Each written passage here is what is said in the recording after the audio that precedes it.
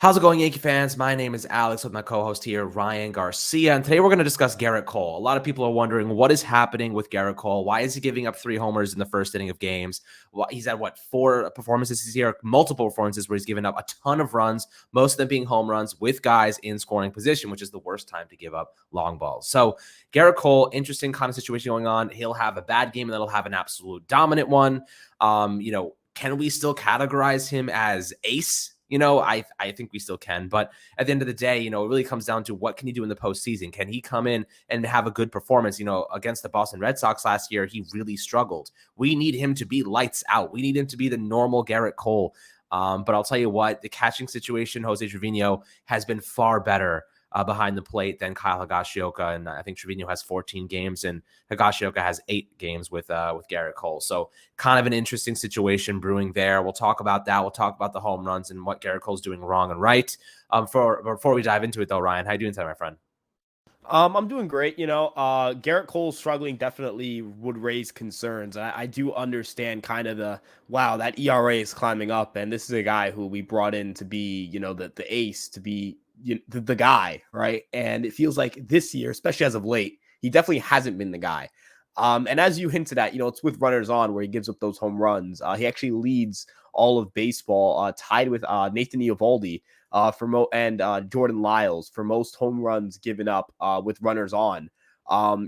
Actually, he only has 34 hits given up with runners on, which is ridiculously low. But when 29 or 30% of your hits are home runs with runners on, you can start to see why Gerrit Cole his ERA is climbing so much. It's not pitching is kind of difficult in the sense that, earned runs it could be one swing and you have a shutout to a 3-run, outing, and 3 runs over 6 innings is not a great start. It's a quality start technically, but I don't think people would tell you that's a Gerrit Cole caliber start.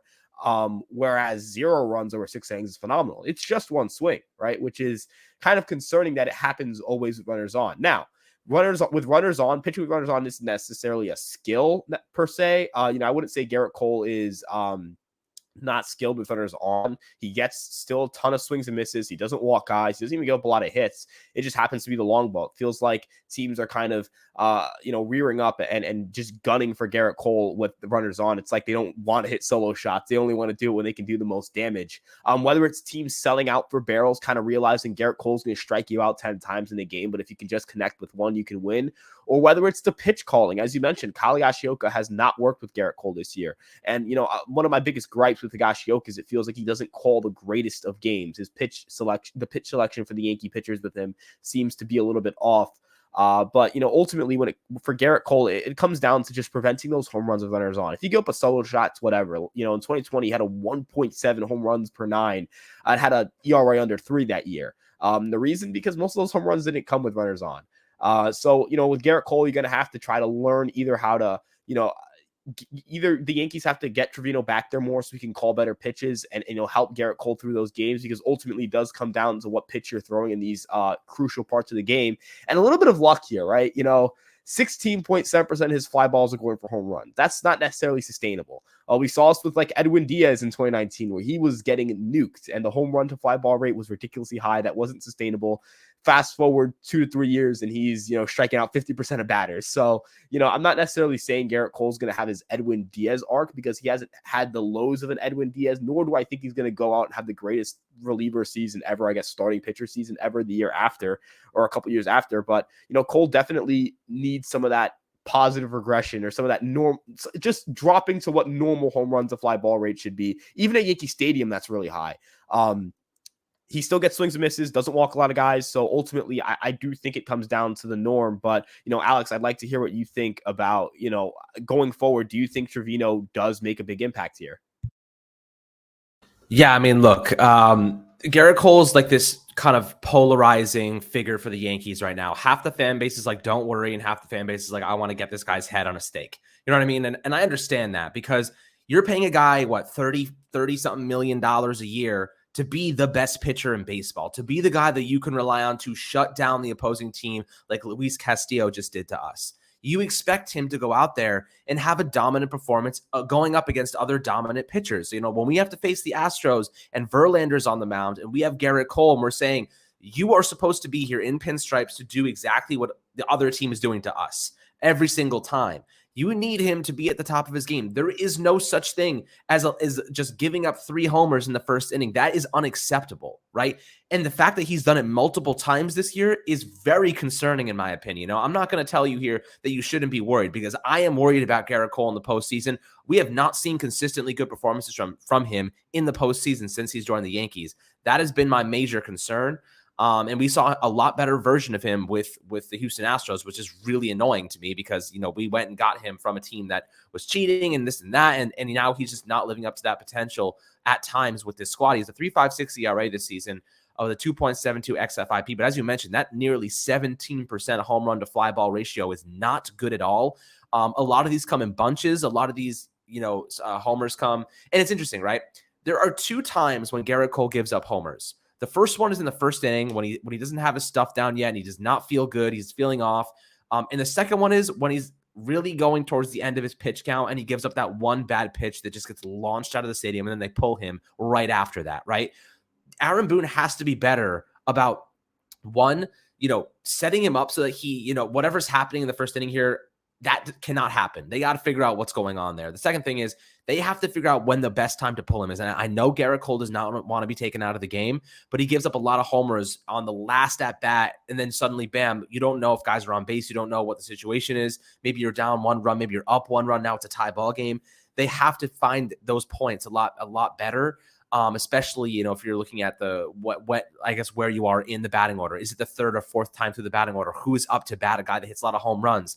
That's where I get a little bit concerned. They got to be a little bit more strategical with the way they use Gerrit Cole. And when they pull him, looking at his individual pitches, his 4-seam fastball is generating a 204 batting average this year compared to 225 last year. So his fastball is actually elevated in velocity to nearly 98 miles an hour on average, using it 50% of the time, which is a 3% increase, a little bit more than that. His slider, though, has really taken a hit a little bit. 203 batting average against, 338 slugging, but last year 177 BA against. His whiff rate's up a little bit, about 2%, and his put away rate's a little down, maybe about 3%. So it is interesting to see, some of these pitches have, increased a little bit, decreased a little bit. Curveball still kind of seeing similar stuff, but he's only using it at 9.3%. Right now, he's more of a 4-seam fastball slider pitcher. That's really what his 2 things have been. Really, focused in on those 2 pitches specifically. They're not doing bad. I think sometimes he just is feeling off, and he gives up these homers to just bad location. When he's on, he's on. Like, you know what I mean? Like, when Gerrit Cole is on, he is dominant. He's arguably the best pitcher in baseball. He dots those I's. Those corners are his. He finds ways to strike guys out and generate weak contact. But when he's not feeling it, the guy is a huge liability. Which is why Frankie Montas was a absolute necessity for this Yankee team. I wish they would have gotten Pablo Lopez. I actually heard today, I think Brandon Cuddy of NJ.com reported that they were looking to unload Aaron Hicks and Josh Donaldson. They were trying to get rid of those contracts. They were also including Gleyber Torres in a lot of talks for Pablo Lopez, Juan Soto, and a couple other guys. So that's interesting to hear. But, they clearly wanted to improve that starting rotation. For reasons that don't have to do with Gerrit Cole. But, how worried are you about that home run situation come the postseason? Is this something that you're concerned about at this point? Because for me, I'm definitely concerned. I've seen enough this season to justify having a little bit of worry on my shoulders. Yeah, I think the worry is also in the first inning, like you mentioned. He has 11 home runs given up in the first inning. That's tied with Madison Bumgarner for the most. He has 21 walks in the first inning. It's one of the higher marks in the league. He has a 10% walk rate in the first inning compared to on the season a walk rate under 7%. So you're looking at Gerrit Cole and you're like, this is a guy who doesn't really have it in the first inning. He's, as you said, figuring it out. And you think, when you have more when you're giving up a lot of walks and you're missing your spots, right? You walk a guy or two and you get up a home run, and suddenly that's 2-3 runs on the board, right? And you're behind the 8 ball immediately. It's not a matter of, Gerrit Cole doesn't have his stuff. It seems to be an issue of preparation. It feels like for some of these starts, maybe it's day games, maybe it's whatever it may be. I mean, I know that he has had some really bad day starts in the last 2 years. So perhaps it's a preparation thing. And I hope in October they can kind of mitigate that, because you'd imagine that the Yankees would have a little more time to prepare during these playoff games. But it's a little concerning that he gets just absolutely shelled in those innings, right? His ERA is the highest in the first inning. He gets absolutely crushed in the first inning. You expect it later on, right? In the 7th, 8th inning, he's getting tired. You expect, pitchers to not perform as well. And in October, you can mitigate that by just, hey, Gerrit Cole, I know, even ace there's not a single ace in October that I think is going to be asked to go 8 and 9 innings reliably. You have such a deep bullpen that it's stupid to do it, right? Gerrit Cole could be shoving through 6 innings. It would be stupid, or 7 innings. It would be stupid to not just go to, Clay Holmes or Scott Efros or any of your top guys, because you're putting him fourth time through an order. That just doesn't really make much sense. But for the first inning, you have to mitigate that. The preparation has to be a little bit better. I think, you have a great pitching coach in Matt Blake. You have a great organization in the New York Yankees. I think that's something that they can fix pretty easily. We saw it against the Mariners. We saw it against the Twins. We saw it against the Red Sox, with in that wild card game, where it just feels like that first inning is just, he doesn't have it. And then you look at the start, or you look at even that start against the Mariners, he looked phenomenal after that inning. Once he found it, dude, he looked like he struck out 30% of batters in that start. He looked ridiculously good after that inning, but that first inning still counts, right? Whether it's preparation, whether it's a slump, I think it's kind of a combination of those two things, getting a little unlucky and giving up more home runs with runners on than solo shots. Gerrit Cole can mitigate that by preventing runners from reaching on free passes in the first inning, or maybe the preparation just hasn't been there for him. We'll see. I think ultimately you just hope you nip that in the butt for October, because you know what? If Gerrit Cole finishes the year with a 3.3 ERA, which is, good, don't get me wrong, but isn't like Cy Young winner type stuff, but he dominates in October, I'm not going to care what his regular season ERA was, right? Like last year, he finished second in Cy Young voting, and everyone ripped him to shreds because he had a bad postseason start. Ultimately, you pay these guys to pitch well in October. You pay these guys who can win a World Series. And I'd rather Gerrit Cole find that he has these issues now than find them out in October, because you have time. You have all of August. September is a really long month because you play games in October as well for the regular season due to the lockout. So hopefully we figure out these preparation issues, and we can see a Gerrit Cole who, goes out there and gives you 7 scoreless in October, because his stuff is lively. His stuff, actually, according to Eno Source of The Athletic, his stuff plus model, his stuff is top tier, like Corbin Burns, Shane McClanahan, those type of guys, right? Like he has a better stuff plus than Shane McClanahan, who's been carving everyone in the American League. His pitching plus is the second best in baseball. Or he leads, in stuff plus. So not stuff plus, pitching plus. So as a pitcher, in terms of location, execution, and stuff, according to a very, very, very strong model, he should be pitching very well, but he hasn't been. And I think it comes down to preparation. Those first inning stats are just really, really bad, and that's uncharacteristic of Gerrit Cole in his career.